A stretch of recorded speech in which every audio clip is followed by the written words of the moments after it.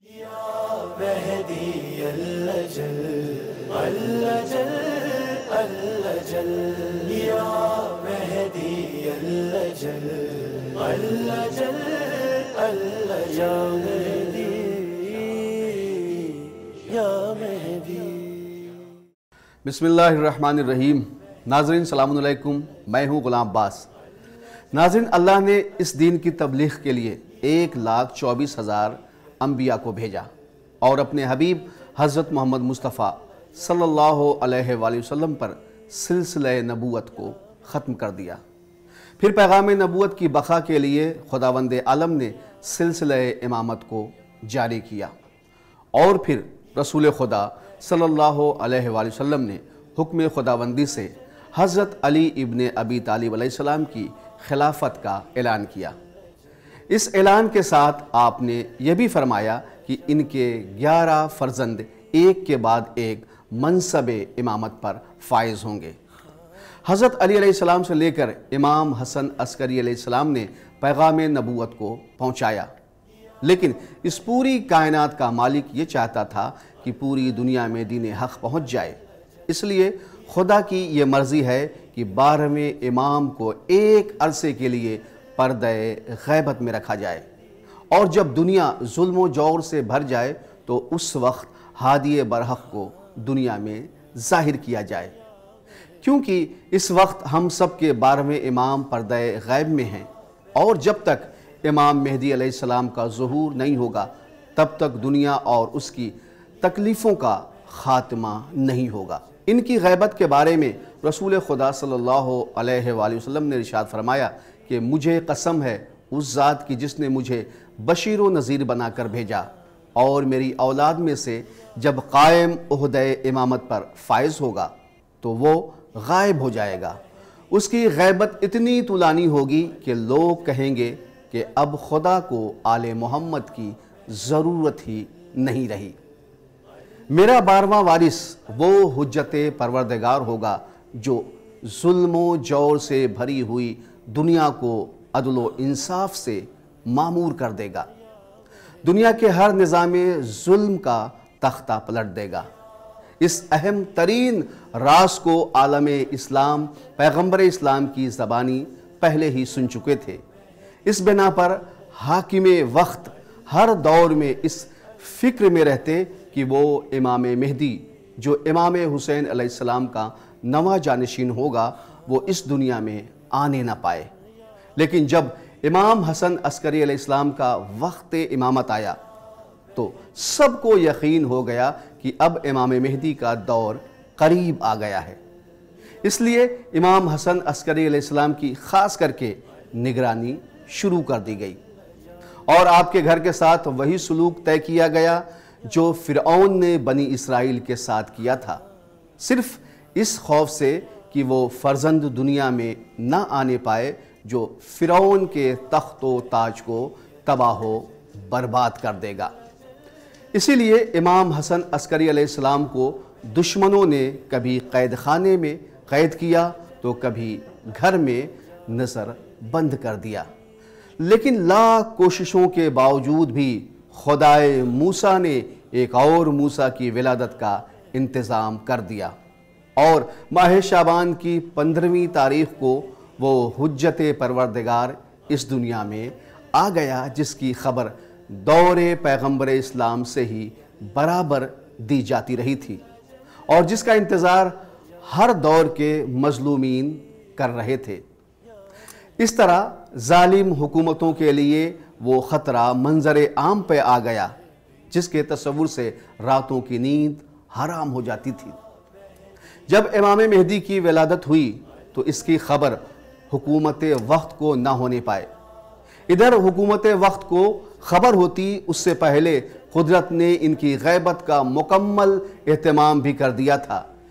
इमाम मेहदी अलैहिस्सलाम अपनी विलादत के बाद उस वक्त लोगों के सामने आए जब आपके वालिद इमाम हसन अस्करी अलैहिस्सलाम को जहर देकर शहीद कर दिया गया था।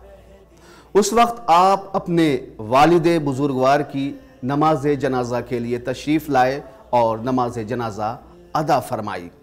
इसके बाद फिर गैबत में चले गए। امام علیہ السلام کی اس غیبت کو غیبت صغریٰ کہا جاتا ہے۔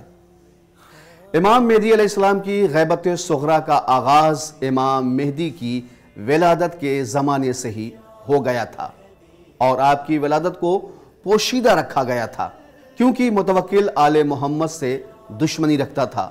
اس نے آپ کی تلاش میں کوئی ایسی کسر نہیں اٹھا رکھی تھی کہ جس کے ذریعے سے آپ کو تلاش نہ کیا ہو، لیکن امام علیہ السلام کا کوئی پتہ نہ لگا سکا۔ ناظرین، 12 امام کی غیبت کے بعد نیابت کی ضرورت ہوئی۔ نیابت کا حق بھی اسی کو ہوتا ہے جو علم، زہد و تقوی رکھتا ہو اور بھروسے مند ہو، تاکہ پیغام کے پہنچانے میں کوتاہی نہ ہو۔ نواب اربع یہ وہ حضرات ہیں جنہیں غیبت صغریٰ میں نیابت کا کام سپرد کیا گیا تھا، جس میں یہ قوم کے مسائل کو امام زمانہ علیہ السلام تک پہنچاتے تھے، اور جو جواب حاصل ہوتا تھا اسے قوم تک پہنچاتے تھے۔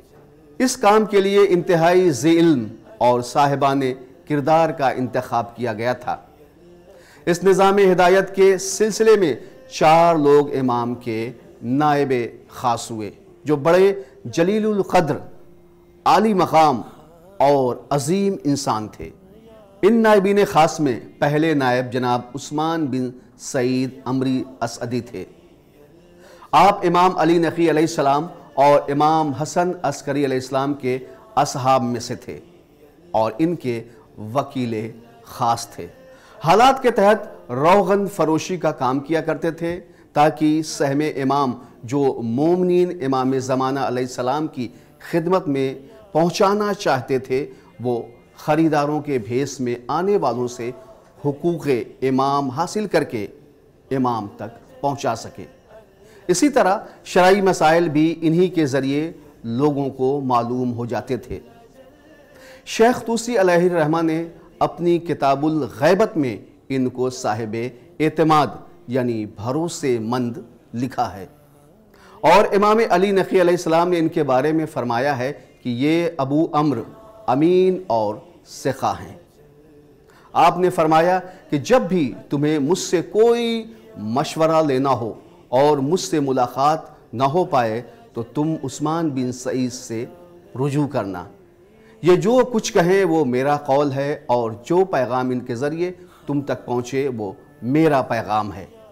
یہ پیغام ایک ایسی بات کی نشاندہی کرتا ہے کہ جس کی بنا پر انہیں معصومین علیہ السلام کا صحیح پیروکار شمار کیا جا سکتا ہے۔ امام علی نقی علیہ السلام کی شہادت کے بعد جب لوگوں نے یہی سوال امام حسن عسکری علیہ السلام سے کیا تو انہوں نے بھی یہی جواب دیا کہ عثمان بن سعید میرے وکیل ہیں۔ عثمان بن سعید وہ ہیں جو امام حسن عسکری علیہ السلام کی شہادت کے وقت غسل کے موقع پر حاضر تھے، اور انہوں نے کفن، حنوط اور دفن کے کاموں میں امام زمانہ کی مدد کی تھی۔ 11ویں امام کی شہادت کے بعد امام زمانہ علیہ السلام نے بھی اپنی وکالت کا کام عثمان بن سعید کے پاس رہنے دیا۔ عثمان بن سعید کی خوش قسمتی تھی کہ آپ نے 3 اماموں کی خدمت انجام دی۔ امام زمانہ کے ساتھ 5 سال تک نیابت کا فرض انجام دیا۔ وفات کے بعد آپ کے بیٹے محمد بن عثمان نے ان کو غسل دیا اور بغداد سے کوفے کے راستے کے قریب آپ کو دفن کر دیا۔ ان کی قبر آج بھی بغداد سے کوفہ کے راستے جاتے ہوئے ایک مقام پہ پڑتی ہے، جہاں دنیا سے لوگ ان کی قبر کی زیارت کے لیے آج بھی جاتے ہیں، اس لیے کہ یہی امام مہدی کے نائبین میں سے ایک نائب تھے۔ ناظرین، آج ہم اپنے اس ایپیسوڈ کو یہیں پہ ختم کرتے ہیں۔ انشاءاللہ آپ سے ہماری پھر ملاقات ہوگی، تب تک کے لیے مجھے اجازت دیجیے۔ خدا حافظ۔